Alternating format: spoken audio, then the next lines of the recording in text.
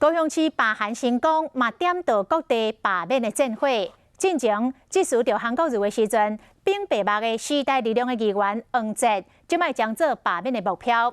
网络来出现着罢免黄捷的社群，也有民间团体来成立着罢黄联署站。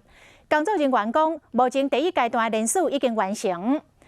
对家己变做互罢免的目标，黄捷讲无反对着公民权的行使，伊认为这是一个试炼。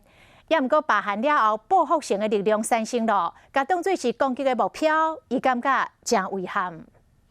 想要什么吗？当然是高雄要什么？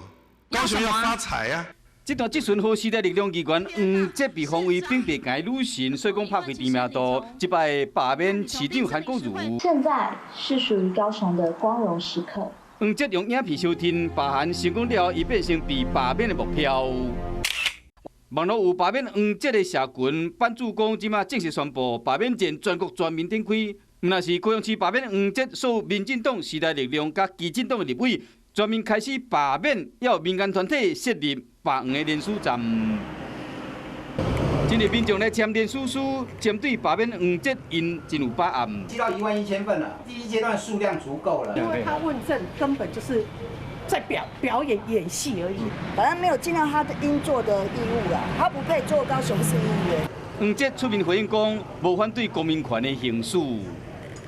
只要是民意的展现，我都非常尊重，但希望它不是一个恶意的报复，没有理由、没有正当性这样的操作。高雄市罢韩成功嘛点燃各地罢免的战火。国民党台南市党部主委谢龙介讲，唔通报复，不需要去做这种报复式的动作嘛。那否则的话，就会影响到整个中华民国得来不易的民主发展。